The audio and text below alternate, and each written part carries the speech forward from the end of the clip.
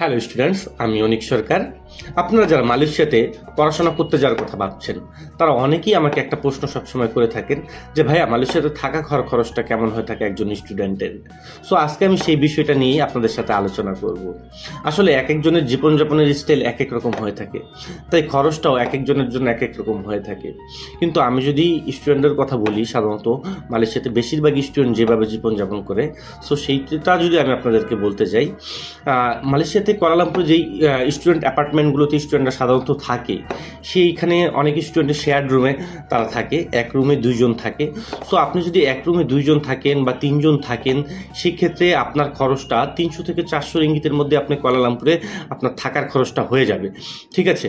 আর যদি আপনি চিন্তা করেন না, আপনি একটু কমফোর্টেবলভাবে থাকবেন, আপনি এক রুমে একা থাকবেন, সেক্ষেত্রে কুয়ালালামপুরের মধ্যে আপনি অনেক অ্যাপার্টমেন্ট পেয়ে যাবেন, যেখানে আপনি 600 থেকে 800 রিঙ্গিতের মধ্যেই আপনি স্টুডিও অ্যাপার্টমেন্টের মধ্যে ছোট্ট একটা রুমে আপনি থাকতে পারবেন, ঠিক আছে। আর আপনি যদি খাবারের কথা বলেন, সেক্ষেত্রে আমি বলবো খাবারের খরচটা মালয়েশিয়াতে খুবই কম, অ্যাজ লাইক বাংলাদেশের মতোই খরচ। আপনি যদি নিজে রান্না করে খাওয়া দাওয়া করেন, সেক্ষেত্রে আপনি 200 থেকে 300 রিঙ্গিতের মধ্যেই আপনার খাবার খরচ আপনি চালিয়ে ফেলতে পারবেন। আর যদি আপনি চিন্তা করেন যে না, আপনি বাইরে খাওয়া দাওয়া করবেন, কোনো রেস্টুরেন্ট থেকে খাওয়া দাওয়া করবেন, সেক্ষেত্রে মালয়েশিয়াতে প্রচুর বাংলাদেশি রেস্টুরেন্ট আছে যেগুলোতে আপনি বাংলা ফুড খেতে পারবেন।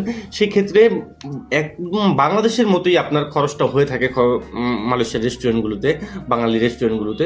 সো সেম খরচই আপনি কিন্তু চাইলে মালয়েশিয়াতে আপনার খাওয়া দাওয়ার খরচটাও চালিয়ে নিতে পারেন। সো আমি যদি এক কথায় বলি, একজন স্টুডেন্টের যদি মিড বাজেটের মধ্যে সে থাকতে চায়, সেই ক্ষেত্রে তার 600 থেকে 700 রিঙ্গিতের মধ্যেই সে থাকতে পারে। অবশ্যই সে যদি শেয়ার্ড রুমে থাকে, বাট কেউ যদি আপনি এক রুমে একা থাকতে চান, সেক্ষেত্রে আপনার খরচটা একটু বাড়বে। সেক্ষেত্রে আপনার খরচটা হয়তো 800 থেকে 1000 রিঙ্গিতের মতো হতে পারে। সো আমরা এইটুকু বলতেই পারি যে একটা স্টুডেন্ট যদি মালয়েশিয়াতে ভালোভাবে তার লাইফ লিড করতে চায়, সেক্ষেত্রে 700 থেকে 1000 রিঙ্গিতের মধ্যেই কিন্তু সে তার লাইফ লিড করতে পারবে, তার থাকা খাওয়ার খরচ সব কিছু সে চালাতে পারবে। সো এই বিষয়ে যদি আপনার আরও কিছু জানার থাকে বা মালয়েশিয়া রিলেটেড আরও কোনো কিছু যদি আপনার জানার থাকে, তাহলে আমাদেরকে কমেন্টস করতে পারেন।